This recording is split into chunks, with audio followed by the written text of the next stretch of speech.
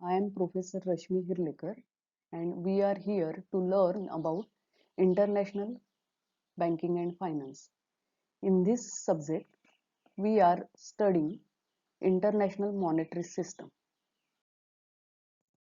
Outcome of this lecture.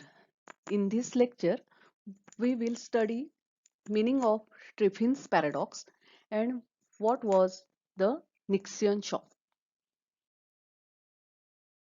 Triffin's paradox. We will see what is Triffin's paradox. Professor Robert Triffin, a Belgian-American economist, argued that it would be practically not possible for a country to serve as a both national currency for home and international reserve currency for other countries, as it would create conflict of interest between achieving economic objective of the country which requires use reserve of home currency for meeting obligations of the country or serving as international currency which required unconditional supply of dollar reserve to member countries. तर आपण इथे अर्थ बघत आहोत ट्रिफिन्स paradox म्हणजे काय. Professor Robert ट्रिफिन, मुळात professor Robert ट्रिफिन यांच्या नावावरून याला ट्रिफिन्स पॅराडॉक्स असं म्हणतात. त्यांनी मांडलेलं जे मत होतं, हे एक बेल्जियन अमेरिकन इकॉनॉमिस्ट होते आणि त्यांनी असं सांगितलं की it is not practically possible, म्हणजे प्रॅक्टिकली हे शक्य नाहीये की एखादा करन्सी ती त्या देशाची करन्सी आहे आणि इंटरनॅशनल मॉनेटरी रिझर्व्ह म्हणून काम करणं, म्हणजे एकतर कोणतीही करन्सी त्या देशाची डोमेस्टिक करन्सी म्हणून काम करू शकते किंवा आंतरराष्ट्रीय रिझर्व्ह म्हणून काम करू शकते, पण दोन्ही रोल ती प्ले करू शकत नाही, असं मत रॉबर्ट ट्रिफिन यांनी सर्वात प्रथम मांडलं आणि म्हणून याला ट्रिफिन्स पॅराडॉक्स असं म्हणतात. त्यांचं मत असं होतं की it would create conflict of interest between achieving economic objective of the country, म्हणजे प्रत्येक देशाचे स्वतःचे इकॉनॉमिक ऑब्जेक्टिव्ह असतात आणि ते इकॉनॉमिक ऑब्जेक्टिव्ह अचीव्ह करत असताना त्याच देशाच्या करन्सीने आंतरराष्ट्रीय रिझर्व्ह ऍसेट म्हणून ऍक्ट करणं, हे जे दोन्ही ऑब्जेक्टिव्ह आहेत ते एकमेकांशी कॉन्फ्लिक्टेबल आहेत.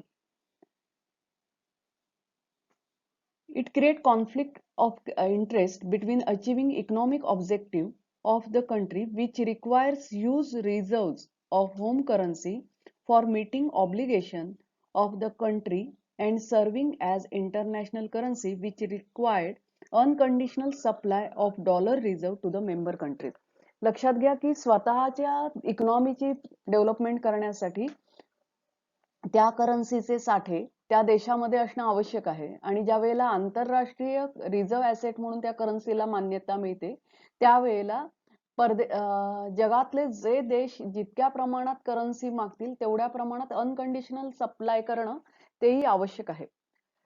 ज्या वेळेला आपण, म्हणजे हे सगळं डॉलरच्या बाबतीत आहे, कारण डॉलरला आंतरराष्ट्रीय रिझर्व्ह करन्सी म्हणून मान्यता मिळाली, तर अमेरिकेला स्वतःचे खर्च करण्यासाठी स्वतःच्या डेव्हलपमेंटसाठी डॉलरचा साठा त्यांच्या देशामध्ये असणं आवश्यक होतं, पण त्याचबरोबर आंतरराष्ट्रीय रिझर्व्ह करन्सी म्हणून मान्यता मिळाल्यानंतर अनकंडिशनली जे जे देश डॉलरची मागणी करतील त्यांना तो सप्लाय करणं हे सुद्धा बंधनकारक होतं. आणि अशा प्रकारे ह्या ज्या करन्सीचा साठा देशाच्या डेव्हलपमेंटसाठी देशात ठेवणं आणि आंतरराष्ट्रीय रिझर्व्ह म्हणून परदेशात अनकंडिशनली सप्लाय करणं, या दोन्ही गोष्टी अशक्य आहेत असं मत पहिल्यांदा रॉबर्ट ट्रिफिन्स यांनी मांडलं आणि यालाच ट्रिफिन्स पॅराडॉक्स असं म्हणतात. He propounded that heavy outflow of dollar from US would result into balance of payment deficit in US. म्हणजे त्यांनी असं सांगितलं की ज्या वेळेला सगळ्या देशांना डॉलर हवे आहेत आणि डॉलरच्या मोठ्या प्रमाणावर आउटफ्लो सुरू झालेला आहे, त्याचा परिणाम US बॅलन्स ऑफ पेमेंट हे डेफिसिट दाखवेल and this would becomes US dollar and he pointed out that this would itself render dollar ineffective as a vehicle currency and it may leads to failure of Bretton Woods system. म्हणजे Brayton Wood system अपयशी होऊ शकतं, हे मत या Robert ट्रिफिन्स यांनी मांडलं आणि म्हणून याला ट्रिफिन्स पॅराडॉक्स असं म्हणतात. ज्या वेळेला आपण मोठ्या प्रमाणावर डोमेस्टिक करन्सी बाहेर सप्लाय करत असतो, त्यावेळेला साहजिकच बॅलन्स ऑफ पेमेंट डेफिसिट होतं. एक लक्षात घ्या, बॅलन्स ऑफ पेमेंट मध्ये आपण इम्पोर्ट एक्सपोर्टचं रेकॉर्डिंग करतो. तसंच आपली कारण ज्या वेळेला आपण एक्सपोर्ट करतो त्यावेळेला परदेशी चलन आपल्याकडे येत असतं आणि इम्पोर्ट करतो त्यावेळेला आपल्याला डोमेस्टिक करन्सी विकावी लागते. सेम वे डॉलर हे आंतरराष्ट्रीय रिझर्व्ह करन्सी म्हणून मान्यता मिळालेली असल्यामुळे जे जे देश मागतील त्यांना डॉलरचा पुरवठा करावा लागत होता आणि त्यामुळे डॉलर मोठ्या प्रमाणावर परदेशात जात होता आणि याचा इफेक्ट युएसच्या बॅलन्स ऑफ पेमेंटवर होत होता. साहजिकच ज्या वेळेला तुमचे इम्पोर्ट्स वाढतात म्हणजे तुम्हाला परदेशात तुमची करन्सी द्यावी लागते किंवा परदेशी करन्सी विकत घ्यावी लागते, त्यावेळेला तुमच्या रुपीची करन्सी म्हणजे तुमचं सपोज आपण पॉइंट ऑफ व्ह्यू इंडिया म्हटलं तर रुपीची किंमत कमी होते. सेम गोष्ट युएस डॉलरच्या बाबतीत घडेल हे त्यांनी त्यावेळेला सगळ्यात अगोदर मांडलं होतं. आणि याचा परिणाम काय होईल हे सुद्धा त्यांनी सांगितलं होतं. दिस would weakens US dollar and he pointed out that this would itself render US ineffective as a vehicle currency. म्हणजे US डॉलर ची किंमत कमी होईल आणि US डॉलर जगामध्ये इनइफेक्टिव्ह होईल as a vehicle currency and it may leads to failure of Bretton Wood system आणि यामुळे ब्रेटन वूड सिस्टम सुद्धा अपयशी होईल. Since this apprehension of Professor Triffin proved to be reality as US had to face balance of payment deficit during 1962, 1967, 1970. लक्षात घ्या की हे त्यांनी मत मांडलं आणि त्याच्यानंतर US ला सुद्धा तसे अनुभव आले. 1962, 67, 70 या सालामध्ये बॅलन्स ऑफ पेमेंट डेफिसिट दिसत होतं. US expenditure and consequently US dollar outflow also increase. US चे एक्सपेंडिचर वाढले होते, डॉलरचा आउटफ्लो सुद्धा वाढला होता due to involvement of US in Vietnam war. त्याच वेळेला US व्हिएतनाम वॉर मध्ये गुंतलेलं होतं आणि त्या युद्धासाठी खर्च करण्यासाठी सुद्धा मोठ्या प्रमाणावर डॉलर त्यांना बाहेर पाठवावा लागत होता. Several measures were taken by US government to reduce the dollar outflow by reducing foreign aids and imposing restrictions on import. हे जे मोठ्या प्रमाणावर डॉलर बाहेर जात होता आणि त्यामुळे बॅलन्स ऑफ पेमेंट मध्ये डेफिसिट जे दिसत होतं त्यासाठी सेव्हरल मेजर्स अनेक उपाय US गव्हर्नमेंटने केले. त्यांनी US डॉलरचा आउटफ्लो कमी करण्याचा प्रयत्न केला. त्याच्यानंतर refuse loan to US multinational कंपन्या ज्या होत्या त्यांना लोन देण्याचं नाकारलं. Beyond a limit in order to discourage trade to Europe. म्हणजे युरोपशी असलेले जे व्यापार होते ते डिस्करेज कमी करण्यासाठी म्हणून त्यांनी मल्टीनॅशनल कंपन्यांना लोन देणं थांबवलं. लक्षात घ्या, ट्रिफिन्स यांनी जे मांडलं होतं आणि तेच प्रत्यक्षात US ला अनुभवायला यायला लागलं म्हणून याला ट्रिफिन्स पॅराडॉक्स असं म्हणतात.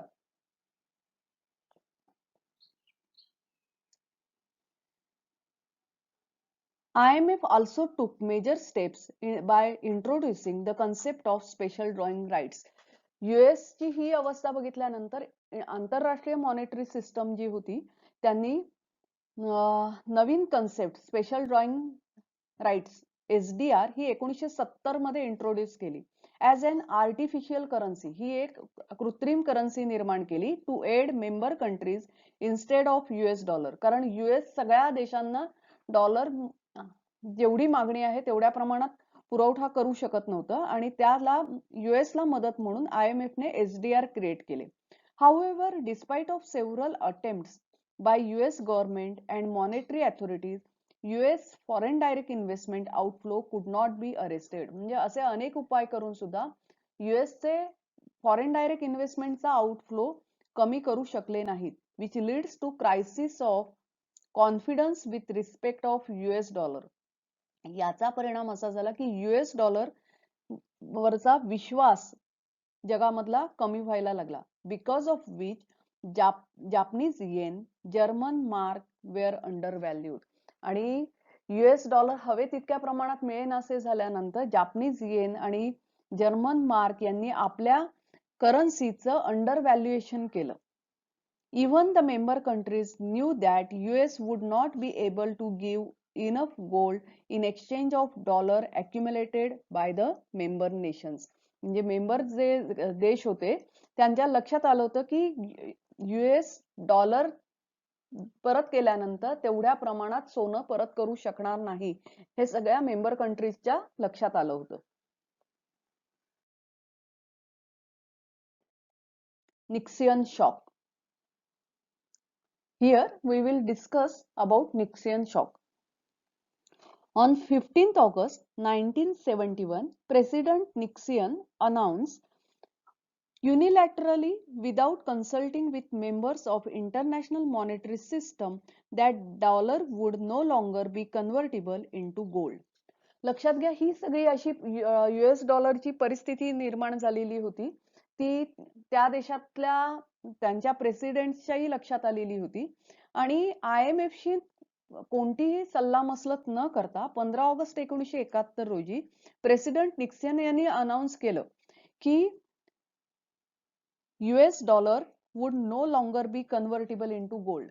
आम्ही US डॉलर जे दिलेले आहेत ते तुम्ही परत केल्यानंतर आम्ही सोनं परत करू शकत नाही, त्यामुळे US डॉलरचं कन्व्हर्जन सोन्यामध्ये होणार नाही. Hence this declaration was also term as Nixon shock.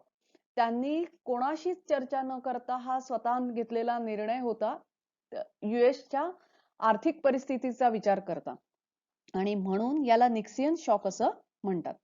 Hence, the link between gold and US dollar was broken. या डिक्लेरेशन मुळे US डॉलर आणि गोल्ड मधली लिंक तुटली होती. बघा, US मुळात व्हिएतनाम युद्धात अडकलेला होता. युद्धासाठी मोठ्या प्रमाणावर खर्च करावा लागतो, त्यासाठी त्यांना स्वतः आंतरराष्ट्रीय म्हणजे डोमेस्टिक लेवलला डॉलरची आवश्यकता होती. डॉलरला आंतरराष्ट्रीय रिझर्व्ह म्हणून मान्यता मिळालेली असल्यामुळे जगातले जे जे देश डॉलर मागत होते त्यांना डॉलरचा पुरवठा करणं आवश्यक होतं.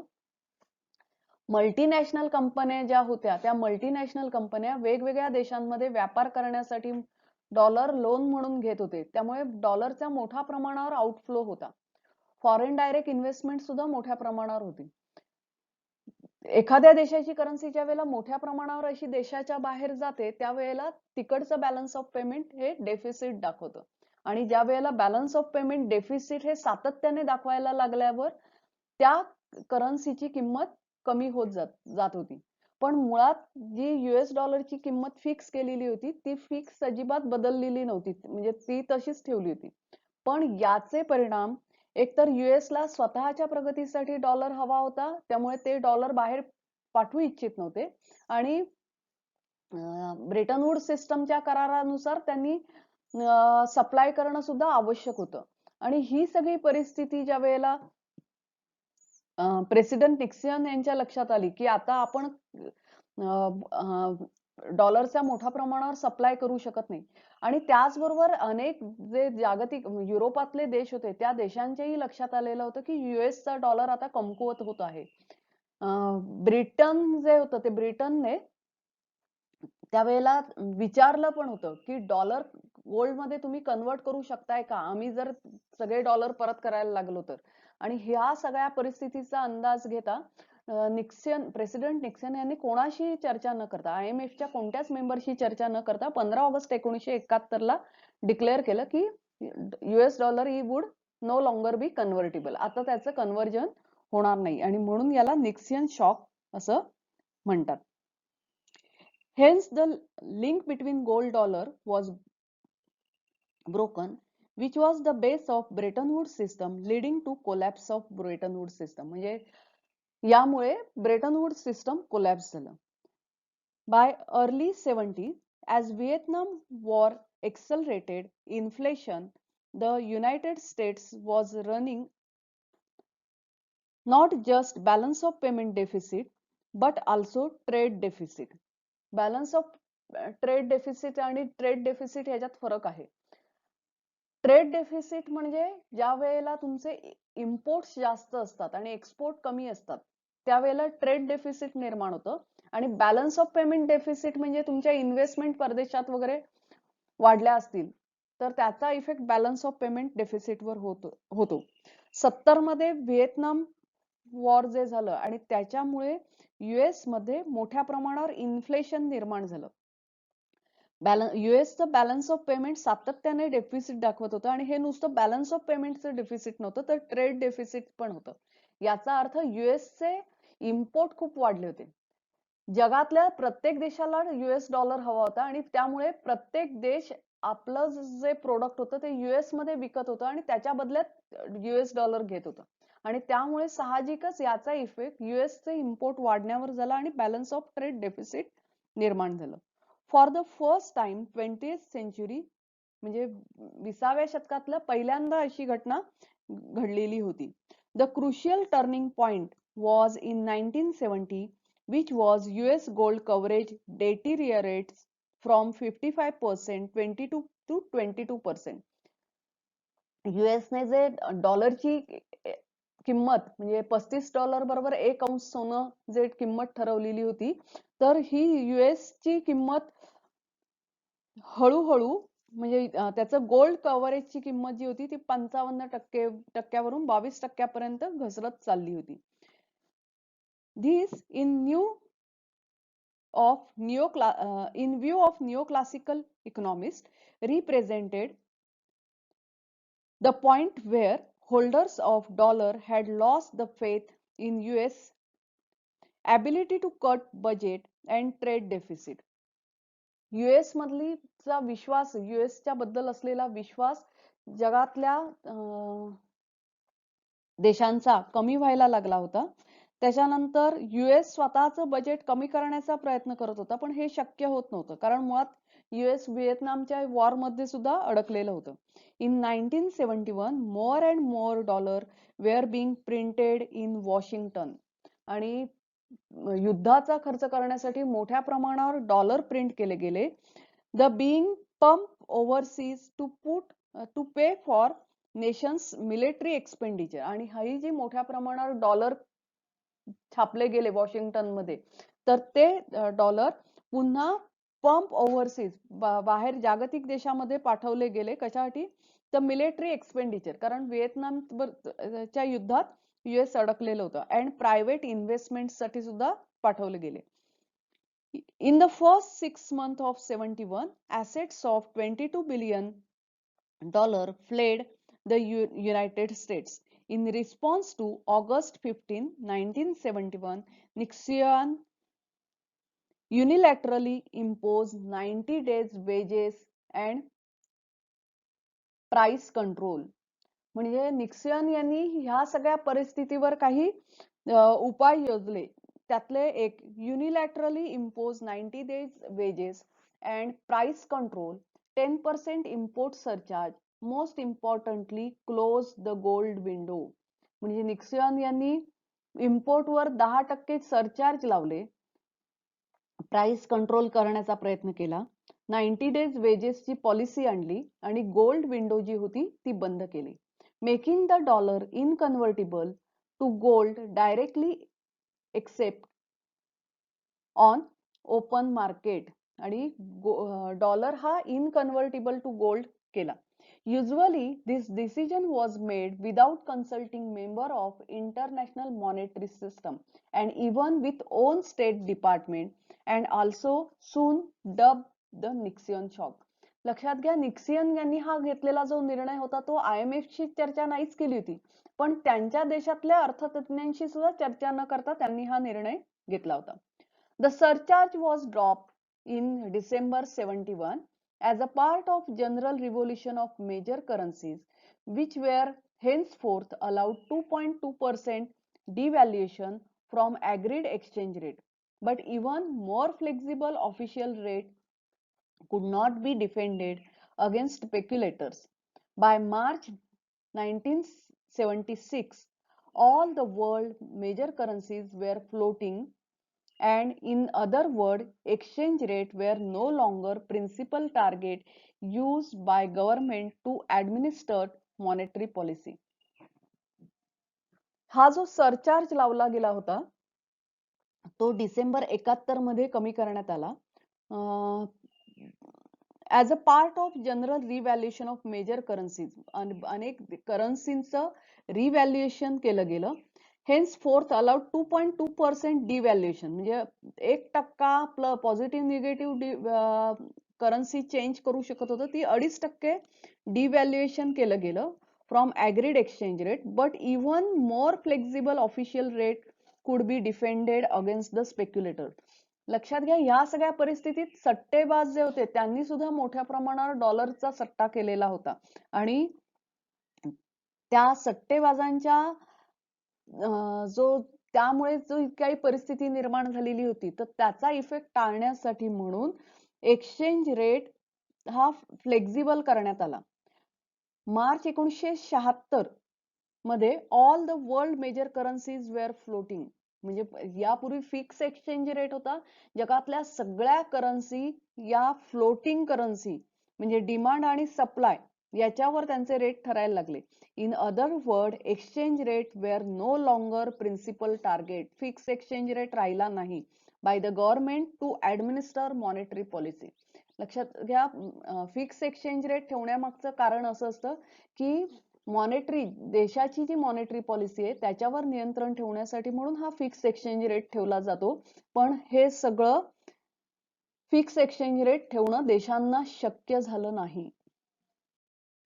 विद्यार्थी मित्रांनो, आजच्या लेक्चरमध्ये आपण ट्रिफिन्स पॅराडॉक्स म्हणजे काय आणि निक्सियन शॉक म्हणजे काय, किंवा निक्सियन शॉक ही जी काही परिस्थिती कशामुळे निर्माण झाली हे बघितलं.